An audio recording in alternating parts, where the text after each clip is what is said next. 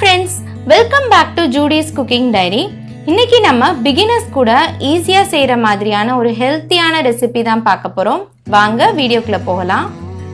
பேன்ல கொஞ்சமா எண்ணெய் சேர்த்துக்கோங்க. எண்ணெய் நல்லா சூடானதுக்கு அப்புறம் 1 டீஸ்பூன் கடுகு, 1 டீஸ்பூன் உடைச்ச உளுந்தம்பருப்பு சேர்த்துக்கோங்க.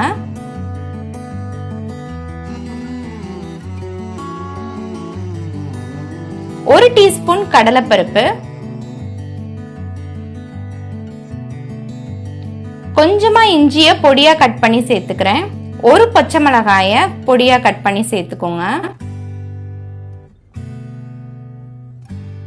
ஒரு கொத்து கருவேப்பிலை சேர்த்துட்டு நல்லா வதக்கி விட்டுக்கோங்க.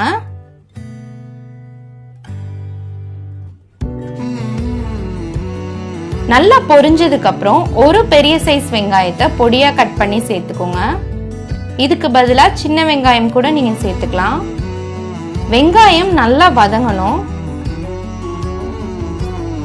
உப்புமாக்கு தேவையான அளவு உப்பு சேர்த்துட்டு வதக்கி விட்டுக்கோங்க. வெங்காயம் நல்லா வதங்கிருச்சு.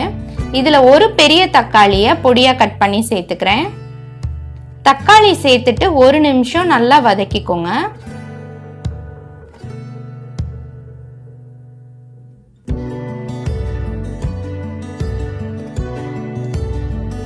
தக்காளி நல்லா வதங்கிருச்சு. இப்போ இதுல நம்ம தண்ணி சேர்த்தரலாம். நான் இங்க 1.5 கப் அளவுக்கு சம்பா கோதுமை ரவை எடுத்திருக்கேன். அதுக்கு 3 கப் தண்ணிய நல்லா கொதிக்க வச்சுட்டு அந்த சூடான தண்ணியை இதுல சேர்த்துக்கோங்க.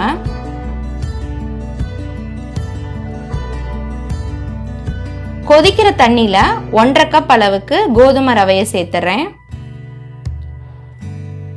நம்ம நார்மல் ரவை மாதிரி வறுத்துட்டு சேர்க்கணும்னு அவசியம் இல்ல.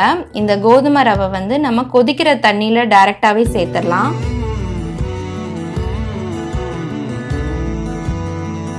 சேர்த்துட்டு நல்லா கலந்து விட்டுருங்க. கட்டி எதுவும் இல்லாம நல்லா மிக்ஸ் பண்ணிக்கோங்க. இப்ப இதுல நம்ம மூடி போட்டு மீடியம் ஃப்ளேம்ல 3 நிமிஷம் குக் பண்ணுங்க. 3 நிமிஷம் கழிச்சு ஓபன் பண்ணி பார்த்தோம்னா ரவை வந்து முக்காவாசி குக் ஆயிருக்கும். நல்லா கிளறி விட்டுட்டு கொஞ்சமா கொத்தமல்லி இலை தூவிக்கோங்க. கொத்தமல்லி இலை தூவினதுக்கு அப்புறம் 2 நிமிஷம் லோ ஃப்ளேம்ல வச்சு மூடி போட்டு குக் பண்ணுங்க.